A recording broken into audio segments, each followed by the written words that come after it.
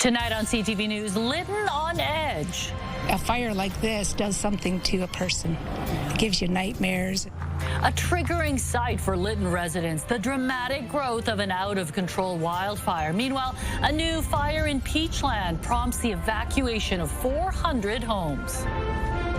Everything was incredibly smooth. That is definitely a very good dress rehearsal for the big one that we're expecting at some point in the future.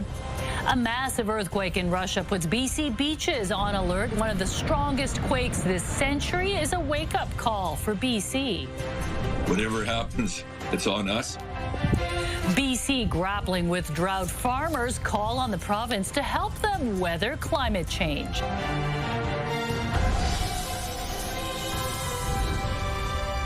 This is CTV News with me, Jung Lee. Good evening. Thanks for joining us. We begin with breaking news. As temperatures soar across the province, crews are scrambling to contain two new wildfires that have erupted. The most serious in Peachland, forcing a mass evacuation. Kevin Chirac is following this in the Breaking News Center. Kevin, what do we know? Well, Mi Jung, the situation escalating quickly. A tactical evacuation is now underway for approximately 400 properties in the area.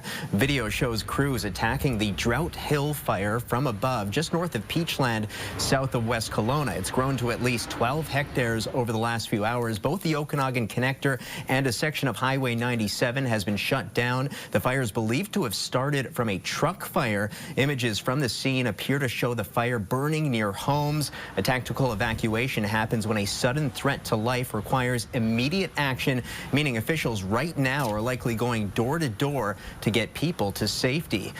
And just east of Harrison Lake, the Bear Creek fire broke out last night and grew to 65 hectares by morning. It is believed to be human-caused. The Bear Creek recreation site host posting via social media saying the wildfire is burning about 500 meters south of the site, which has been evacuated. Officials are asking people to stay away from the area and for boats to give plenty of room to air tankers picking up water from the lake. RCMP in Kelowna say they're assisting with local and provincial firefighters with the situation near Peachland. People are being asked to avoid the area. This is a developing story. We will bring you the latest updates as we get them. Mi Jung. Okay, thanks for this, Kevin. In Lytton, residents are keeping a close eye on a wildfire that has now tripled in size in just one day. It's burning out of control, and amid all those heat warnings, another fire suddenly shot up. CTV's Michelle Bernoro is there tonight with the latest. The air here is thick with smoke. You see it, and then the moment you step outside, you can smell that smoke, a constant reminder of a fire that has area residents here anxious. Fire burning on the mountains about 10 kilometers south of Lytton. Helicopters flying over the tiny village. A fire like this does something to a person. It gives you nightmares. Rita Loring only now moving back to Lytton after the devastating fire here 4 years ago burned her home and most of the community. The smoke settling in, it does make people really nervous around here and anxious. The Cantilever Bar wildfire is at least 460 hectares in size. The fire has triggered evacuation alerts for 5 properties in the Thompson-Nicola Regional District and homes on nearby First Nations lands. We have 4 helicopters responding, and they're being used for reconnaissance, water delivery, and gear transport. And Wednesday, residents learned of another fire igniting nearby, but the BC Wildfire Service says it's only a spot fire and is under control. Officials say growth on the Cantilever Bar wildfire has mostly been upslope and away from homes, though soaring temperatures remain a big concern. Fuels being dry, they're going to be more susceptible to ignition, so it'll be easier to spread. Noni McCann's home is on evacuation alert, but she remains cautiously optimistic. It's 10 kilometers from my house, and there's a number of burn scars between the fire and our property. And the fire tends to go up the mountain. We're looking at possibly setting up a couple of sprinklers around in areas where, we might be a little bit more concerned. Lytton's mayor says wildfire smoke in the area during summer is not uncommon. I think we're going to be okay. I feel good about that. But some residents look at the smoke and can't help but worry.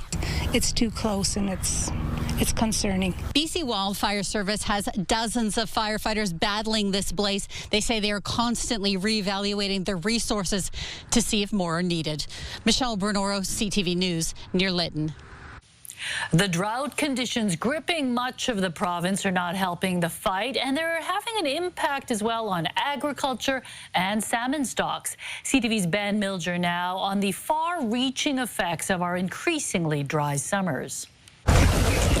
This Okanagan cattle ranch has been in the same family for generations. My grandfather moved here in 1890 or somewhere in that. In order to irrigate the fields where the cows graze, the ranch has a small dam and reservoir to store water. My grandfather built the dam in 1940. You know, he kind of had the hindsight or foresight or whatever you want to call it, that water was going to be an issue. Even with the dam, in dry years like this one, some fields are left dormant because the reservoir may not have enough water to last the season.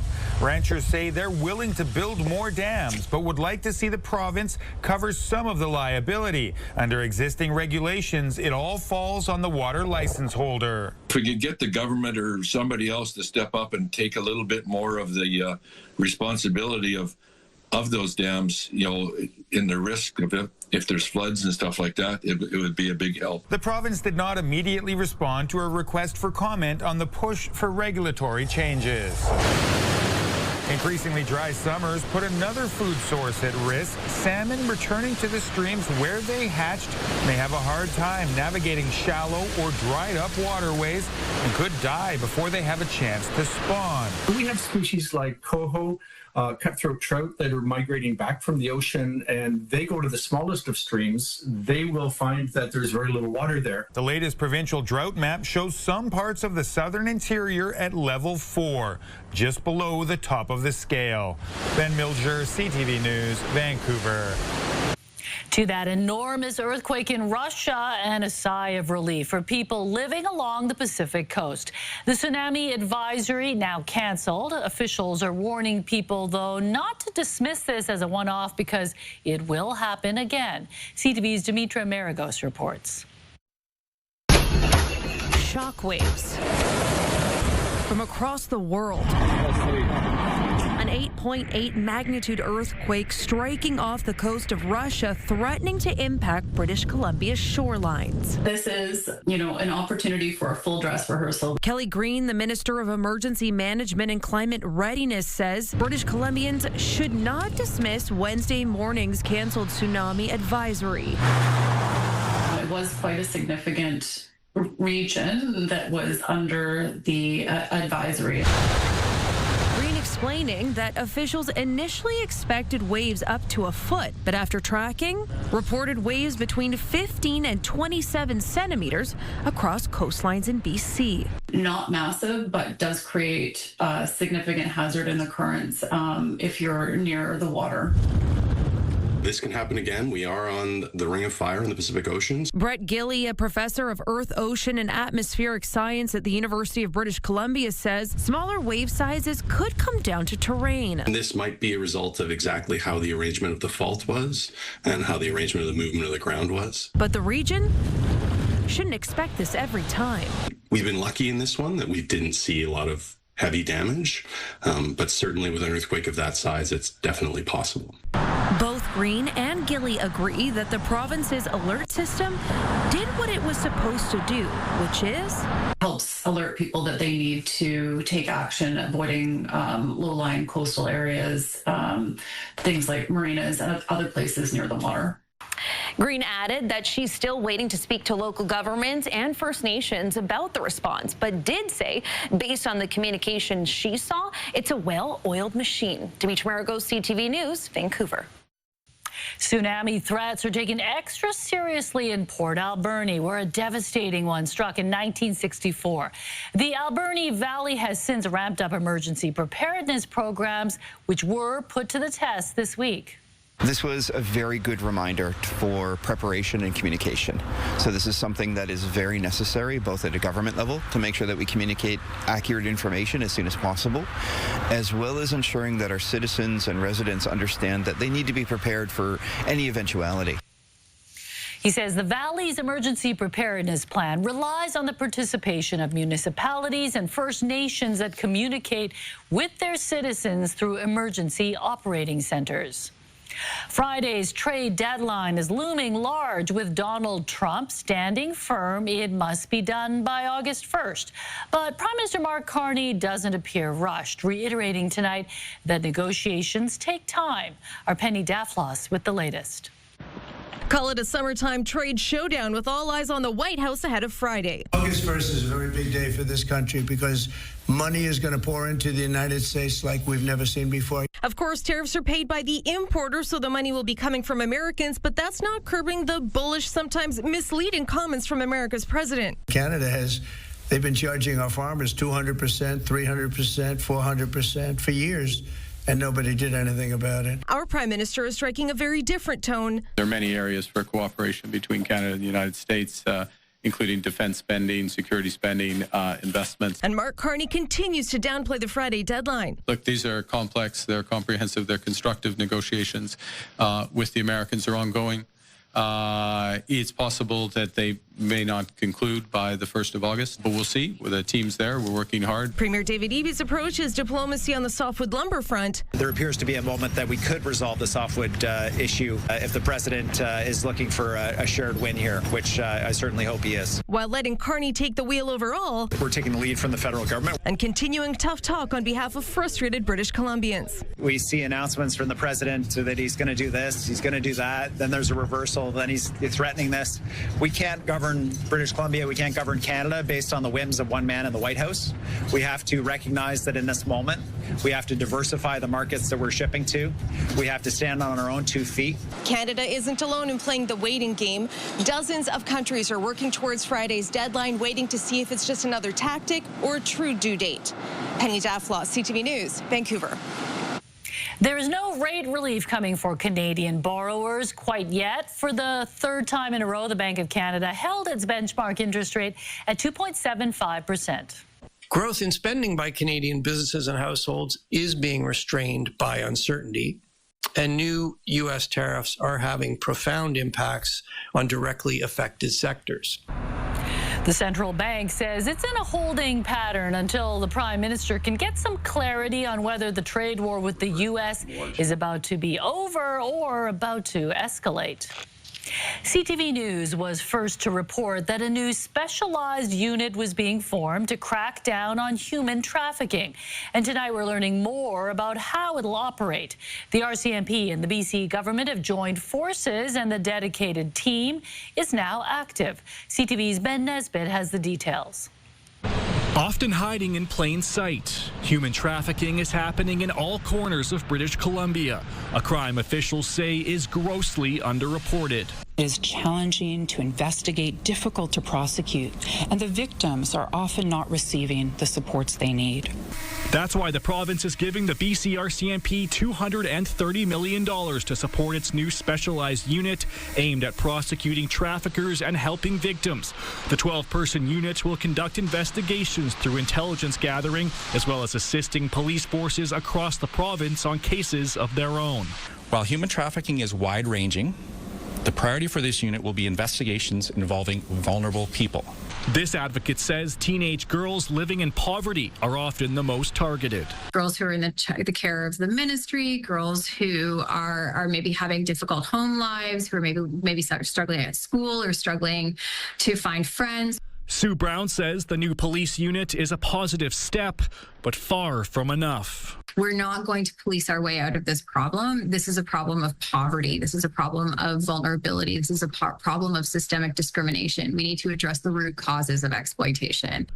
Earlier this year, CTV News spoke to a Victoria area mother whose 15-year-old daughter fled from ministry care when one day she received a call from the distraught teen who was being trafficked in Calgary. She was screaming out to have him let her go, and he was yelling to give the phone. The RCMP says the new unit, which was officially formed in March, currently has 4 active investigations. While prosecution is the main goal, just getting the victims to safety is paramount. Ben Nesbitt, CTV News, Vancouver. The number of people who don't have a place to call home is up sharply across Metro Vancouver. And more, it's seniors who are falling victim. In fact, beds are full at shelters that are normally only busy during severe weather. CTV's Isabella Zavarisi reports.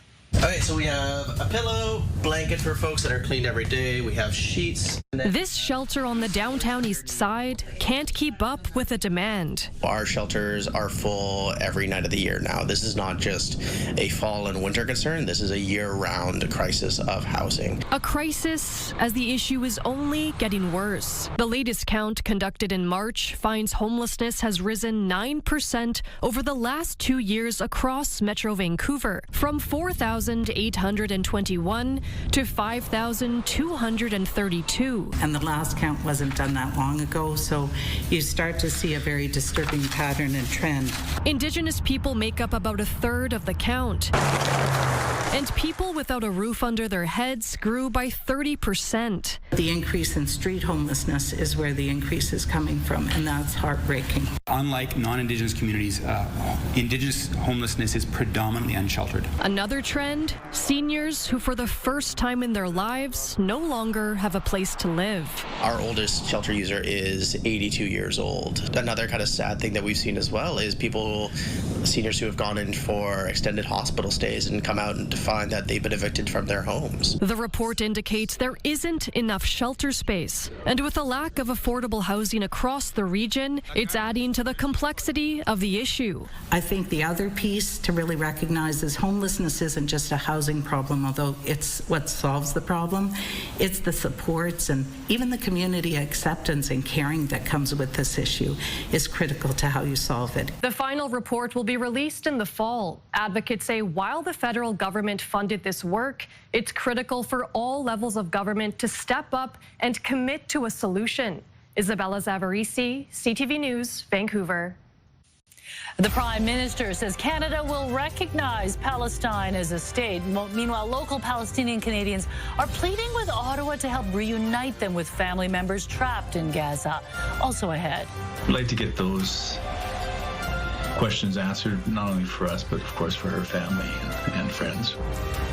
Demanding answers from race organizers about how a cyclist in the Okanagan Grand Fondo was killed during the event. We hear from Ava Choi's colleagues when CTV News continues. Stay with us.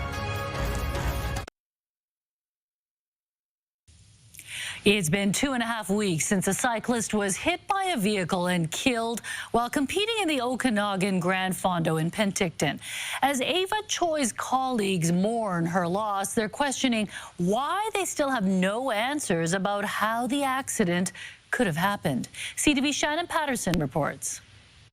Ava Choi began working in administration for Vancouver Fire Rescue in 2015. The head of her union says it was Choi's firefighting colleagues who got her into cycling. She picked it up and just went for it. She was very fit mentally and physically, and really enjoyed the challenge of physical activity. Choi was competing in the Okanagan Grand Fondo in Penticton on July 13th when she and 2 other cyclists were hit by a vehicle. The 49-year-old did not survive. My understanding is she was one of the leaders in that race at the time of the accident too, so that just goes to show her passion and her fortitude, right? Choi also worked in the film industry as a stunt performer. Her credits include the movies Pacific Rim and Fantastic Four: Rise of the Silver Surfer.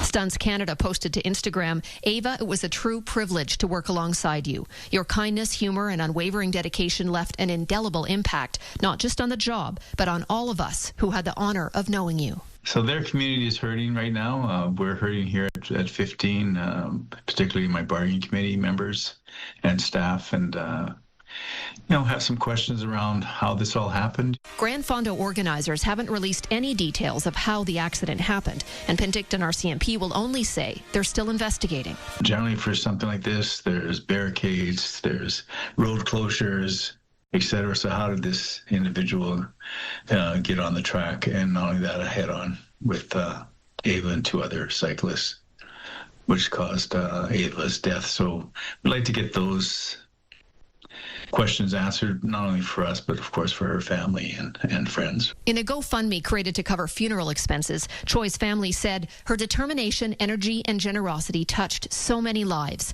Ava was small in stature, but mighty in spirit. She was a fire dragon through and through. You knew, or at least I did, by being around her and watching her, that she had this quiet confidence. And for me, that's how I will remember her. Shannon Patterson, CTV News, Vancouver. And Anne is here. The wildfire situation, kicking up in many parts of the province and really hot here in the South Coast. Yes, today's the hottest day of the week. We're seeing temperatures soar into the low 30s. Here's a look at temperatures right now across the lower mainland. You're sitting at 25 degrees at the harbor, 28 in Burnaby, 29 in Chilliwack right now, and 30 degrees still in Surrey with a high of 31 already this afternoon. So tonight will be clear but hazy, as you can see right now. 15 degrees overnight into tomorrow, a touch cooler but still warm. We'll see temperatures between 25 and 28 degrees, but again, factoring that humidex, and it'll feel like 34. CTV Weather brought to you by Expedia Cruises. Make the most of your next vacation by booking with those who've been there. Visit expediacruises.ca. Yes, and heat warnings still continue for the southern interior, and we're keeping an eye on the wildfire in Peachland. The concern right now are the thunderstorms rolling its way in. I've got those details coming up. All right, thanks a lot, Anne. Well, there is huge demand for the province's IVF program and calls for it to be expanded. Also ahead. Canada intends to recognize the state of Palestine at the 80th session of the United Nations. The Prime Minister joins other world leaders in the commitment. Meanwhile, local Palestinian Canadians hold a sit-in, desperate to reunite with their families trapped in Gaza. That's ahead.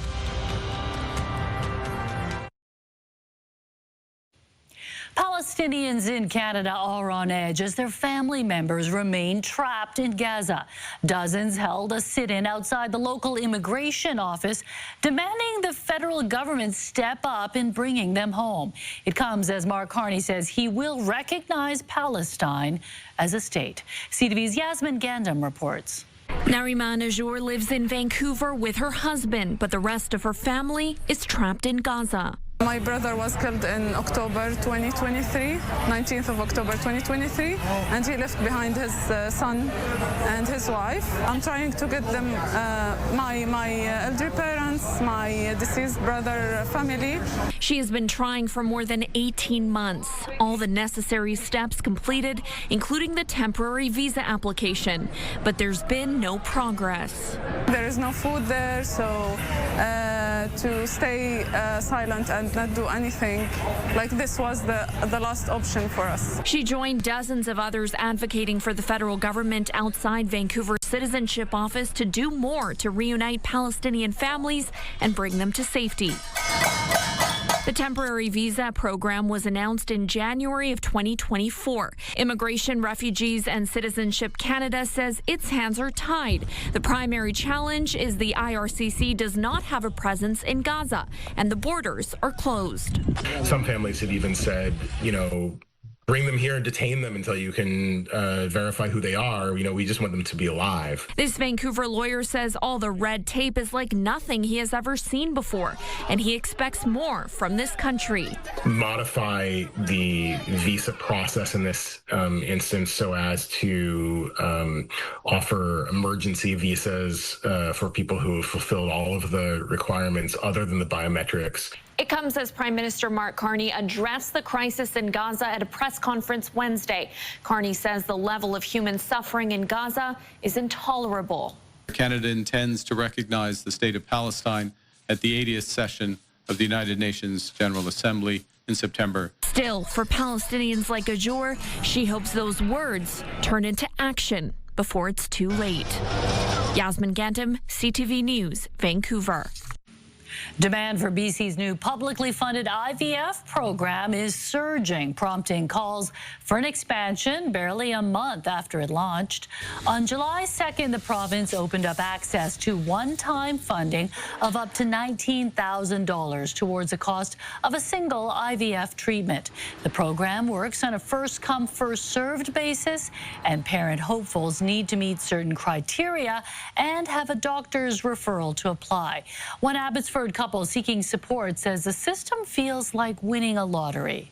We're like 2,280th in place last time I checked. So there's still an option where we might not even get picked. Wish they would have just came out plain like, this is what's going on. You're going to be in a queue. This is the money bracket. This is funding. This is everything. Instead of being like, hey, one free round of IVF per family. And then, no, by the way, it's not that. The province earmarked $68 million for the program, but has not revealed how much funding has been used. In a statement, the Ministry of Health says it's carefully reviewing demand for the program. Premier David Eby is rejecting calls from developers to scrap the foreign buyers tax. We have seen hundreds of % of increase in housing prices and a complete disconnect from the ability to afford housing, what people can earn in the province. So that's the reason for the foreign buyer tax. That's the reason for the speculation tax. Our priority is housing for British Columbians first. And I accept that the old model of doing things is not working anymore. And frankly, I say good. Developers reportedly sent a letter to Eby's office as well as Ottawa today, blaming slow housing starts on the foreign buyers tax. Eby says welcoming foreign investment into the real estate market led to the increase in unaffordability, pricing young people out of the housing market. He says he's committed to building housing for Canadians and not what he calls 500 square foot shoeboxes that don't support families. Singer Chapel Rowan gets a special invite to Saskatchewan. Why a politician is singing her praises. Plus, nobody does it like Alberta, right? And the frustrating part is we've explained this to them. At a time when interprovincial trade barriers are supposed to come down, the BC wine industry says Alberta is making it worse. That's ahead. Canada's premiers are working to break down interprovincial trade barriers in the face of U.S. tariffs. But BC's wine producers say one province is not playing fair. CTV's Tyson Fedor uncorks the upset over Alberta's new wine tax. BC wine producers are accusing the Alberta government of playing hardball with its latest tax grab. Our sales have dropped of people who want wine shipped to them in Alberta, because when we explain the new tax, they're all really upset at their government. Ron Kubek's small winery in the Okanagan bottles 3,200 cases a year. Many of his customers are from Alberta. But Kubek says the province is double dipping on its latest tax scheme. Daniel Smith thinks it's important to gouge us and gouge the Alberta consumer versus helping to support Canada. A $4.11 flat tax is added to every liter of wine sold in Alberta. For any bottle of wine that costs between $15 and $20, a 5% rate is applied. Between $20 and $25, a 10% tax is added. While any bottle more than $25, 15%. So that's really impactful on folks who maybe come visit BC's wineries and want to ship a case back. You suddenly find the Alberta government expects you to pay an extra $50, $60 for something that did not go through the Alberta system. Wine Growers of BC says Alberta is only making it more difficult for wineries and overtaxing its own residents. Nobody does it like Alberta, right? And the frustrating part is we've explained this to them. We've had plenty of conversations with them, and they're just not listening. We don't tax Alberta beef when it's coming across the border. We don't tax Alberta wheat when it's coming across the border, even though we do both of those in BC. We don't tax Alberta oil because we do oil in both areas. Despite U.S. President Trump's potential 15% tariffs, Kuber says it's much more affordable to do business south of the border. 15% is still going to be cheaper for me to ship to the United States than to any other province in Canada. How does that make sense? Well, the tax isn't helping Canada's wine industry. The province says the tax is meant to support the long-term viability of Alberta's liquor industry. When it comes to the markup, I know Minister Nally's been working hard to make sure that we can find the right balance. Obviously, we want to be able to promote Alberta producers here in Alberta. Tyson Fedor, CTV News, Calgary. The Vancouver Pride Society is laying out how it will handle any potential disruptions like protests when the Pride Parade gets underway on Sunday. The Society is introducing something called the Parade Interruption Policy this year. It means they may ask police to get involved if a parade route remains blocked for an extended amount of time. The board of directors says some have felt unsafe at previous Pride events due to what it calls targeted protests, disruption, and intimidation. The Saskatchewan minister is inviting pop star Chapel Rowan for a visit after she gave the province a shout out in her latest single. I'm moving to Saskatchewan. A video teaser of the song Subway shows her driving away in a truck featuring a Saskatchewan license plate. MLA Nathaniel Teed, who is also the 2S LGBTQ Affairs Shadow Minister, penned a letter to Rowan's management asking to collaborate with the openly gay artist on an act of joyful queer resistance. He says Saskatchewan's growing shift to far-right policies has actively harmed the province's queer and trans youth. A final goodbye to rock legend Ozzy Osbourne as he's laid to rest in his hometown. Also ahead. Somebody shoots you because they're trying to rob you, and for what? The Toronto man is murdered in Costa Rica. His friends and family in shock as they search for answers from authorities. That's ahead.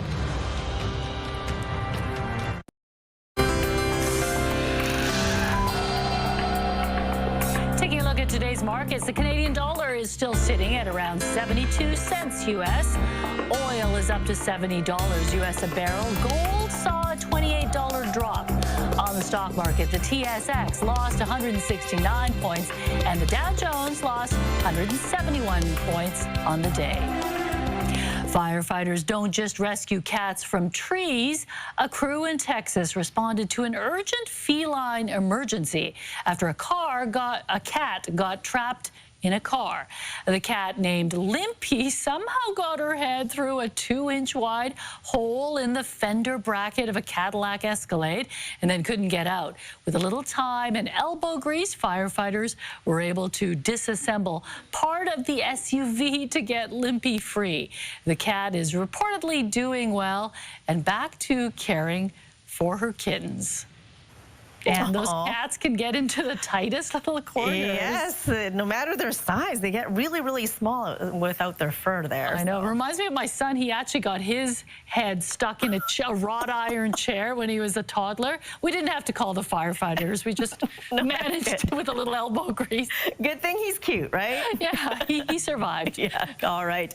We're keeping an eye on the wildfire situation, Mijang, in Lytton, as well as in the Okanagan and East Harrison. The hot spot was Lytton once again today at 40 degrees. The record set back in 2020 at 41.4 degrees. So definitely not helping out this situation. The winds are light right now, which is great. We are still keeping an eye on that fire in Peachland. The problem right now is a line of thunder showers moving its way in from south of the border. As you can see in the oranges, that's the chance of thunder showers and lightning strikes, which is the problem, could cause more fire activity.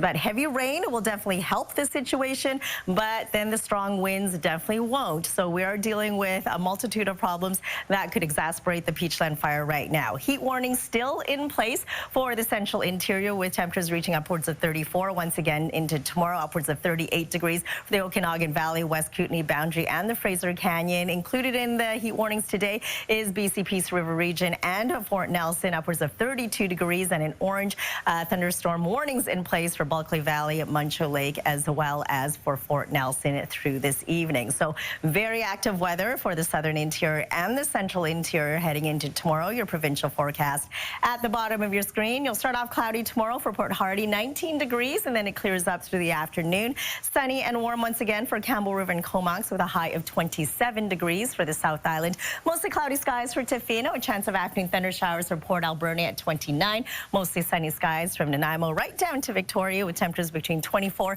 and 28 degrees. Warming up to 27s for the Sunshine Coast. Hotter once again up the Sea to Sky Highway. 29 for Squamish, 31 for Whistler. And for us across the lower mainland, we'll see a mix of sun and cloud. 25 degrees near the water, 28 degrees heading inland into Friday. Morning cloud clearing out of the way at 24 degrees. Heading into the BC Day long weekend, mostly sunny skies on Saturday. It'll be a seasonal temperatures, 22 under a mix of sun and cloud for the Pride Parade on Sunday. For Holiday Monday, we'll see 22 degrees under partly cloudy skies. Clouding over on Tuesday, and then on Wednesday, slight chance of a few showers here and there, cooling down to 21. CTV weather brought to you by Expedia Cruises for air, land, and sea vacations. So yeah, it's going to be a turbulent time for the southern interior with those line of thunder showers moving its way in. So we'll definitely keep an eye on the fire situation there. Yeah, at least we have the hope of some showers here a little later next week. Okay, thanks, Anna. The family of a Toronto man is searching for answers after he was killed while working remotely in Costa Rica. CTV's Allison Hurst breaks down what we know about the deadly shooting and the 40-year-old victim. Christopher Deere had just arrived in Costa Rica with his girlfriend when his family says he was killed a day later in a violent attempted robbery at their vacation rental. Just coming out of a room and somebody shoots you because they're trying to rob you, and for what? His family tells CTV News the 40-year-old was shot on July 11th near the coastal town of Tamarindo. A member of the Costa Rica Organism of Judiciary Investigation says in an email they cannot provide further details because the case is under investigation. Global Affairs says it is aware of the death of a Canadian citizen in Tamarindo, Costa Rica. We express our sincere condolences to the family and friends. Consular officials are in contact with local authorities to gather more information. Deere's brother says in a statement, Chris was a seeker driven by an insatiable curiosity about the deeper questions of life. He was passionate about philosophy and applied his studies to nurturing his relationships with vast people from all walks of life that he was involved with. And that he was very close to his family and friends. He had a great sense of humor and a smile that would light up a room. We are all in shock that such a loving and generous soul lost his life in such a tragic and senseless way. Deere was a life coach who was able to work remotely and had plans to stay in Costa Rica for up to 6 months. He was also a blue belt in jiu-jitsu with aspirations to earn his black belt. If he, still was with us, he would for sure get that rank. He had the strength and the determination to go there, and he told me one day I want to become a black belt. So that's why it was important. Greg King was Deere's coach, and he honored him in a ceremony yesterday, awarding him that black belt posthumously. His family and peers were there, and his medals and green kimono. The green kimono is very particular. And I was like, it's like the army green. And we're like, why do you wear this? He's like, I don't know. I just like it. I was like, well, okay, if you like it, then good. We like it too. So everybody yesterday was laughing about that because it was like, oh, that's the kimono that everybody knew him to wear. His family wants answers and justice, saying we are hoping to have closure in this tragedy and waiting to see if the OIJ in Costa Rica is able to protect and bring justice to Canadians visiting Costa Rica. Allison Hurst, CTV News.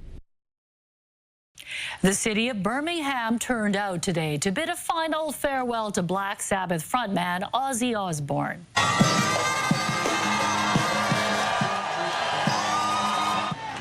In one of the most poignant moments, Osbourne's wife Sharon Osbourne laid flowers at a memorial to her late husband in the godfather of heavy metal's hometown. Thousands lined the streets to see the hearse as it made its way through the city. Throughout the procession, a brass band performed some hits from Black Sabbath and his solo career. Osbourne died 17 days after he performed at an emotional farewell concert in Birmingham. First, it was the Raptors. Now another NBA team is confirmed it's coming to town this fall for training camp. Details ahead, plus hatching happiness.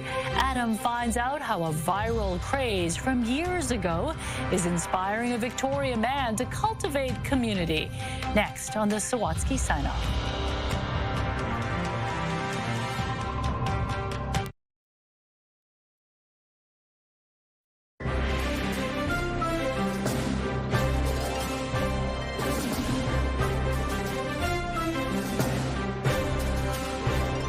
Another NBA team is coming to Metro Vancouver this fall. The Dallas Mavericks will hold their training camp at SFU's Burnaby campus from September 30th to October 4th. The team confirmed the trip today after reports surfaced last week. The sessions will be closed to the public, but local basketball fans will still have a chance to see NBA players in action this fall. Last week, the Toronto Raptors announced they'll open their preseason slate in Vancouver on October 6th with a game against the Denver Nuggets. Australia's attempt to launch its first rocket into space did not go as planned. The 23-meter rocket started off well, clearing the launch tower, but then started to hover before crashing to the ground. Plumes of smoke could be seen rising above the crash site. No injuries were reported. Despite the explosive result, the company is hailing the launch as a success, saying all 4 engines ignited and the flight lasted 14 seconds. See, rocket science, it is hard. One step at a baby steps, right? Yeah, 14 seconds. I guess there's some progress. Bears don't often show up in this part of Burnaby. Some Burnaby residents, they got a surprise visitor this morning. A black bear stopped by a complex on Imperial Street near Waltham Avenue around 8:15 a.m. No one was outside at the time, leaving the bear to freely stroll the grounds, perhaps searching for breakfast. Doesn't seem like it found anything of interest and left shortly after arriving. Jeez, it's kind of an urban part of Burnaby. I don't know if it came all the way down from Burnaby Mountain. Who knows? Right? It hasn't been spotted since, though. Okay, Kevin, what's coming up tonight? Well, Mi-Jung, we are on wildfire watch tonight, particularly in the Okanagan. A drought hill fire burning just north of Peachland and south of West Kelowna has forced a mass evacuation. Around 400 properties are in the impacted area, and a tactical evacuation is underway. We just heard from one family that's retreated to safety. We're expecting an update from the BC Wildfire Service in about an hour. Unclear at this point if any properties have been destroyed, but we are hearing crews are making progress on the fire. That's a good thing. We'll bring you the latest at 11:30 and at ctvnewsvancouver.ca. Yeah, the Okanagan's been pretty good so far this summer, but things seem to be ramping up a bit. For sure. All right, thanks, Kevin. Part duck, part banana. It's a statue that quickly became a viral sensation when it first hit store shelves. Years later, the craze has resurfaced on Vancouver Island thanks to one man's craving for community. Adam explains in tonight's Sawatsky Sign-Off.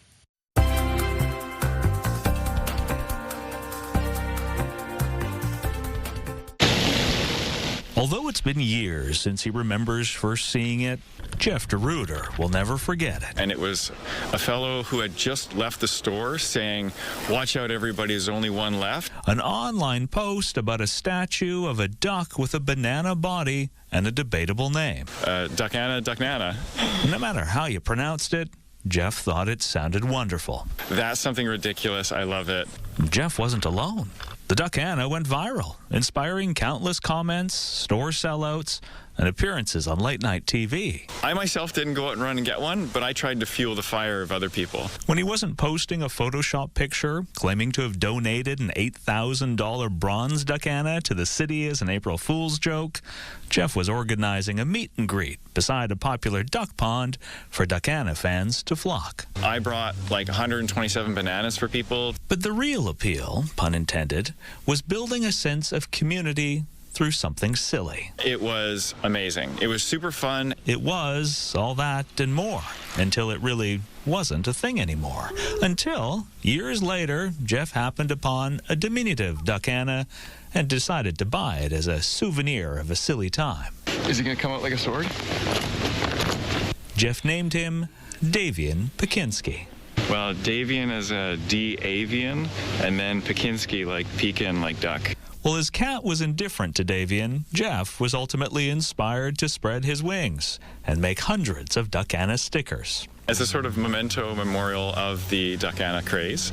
Now, when he's not handing them out at the most recent duckana gathering, he's offering them to strangers for free. Oh, thank you so much. I like it. I think it's hilarious. No, I like it a lot. I appreciate it. Genuinely, this is awesome. You might as well do something that brings joy to yourself and to others, and giving to people feels good, and having people light up with excitement when they recognize it is awesome. So keep your eyes peeled, because although people aren't going bananas for duckanas anymore, the joy they hatched is still being nurtured by Jeff and Davian. Adam Swatsky, CTV News, Victoria.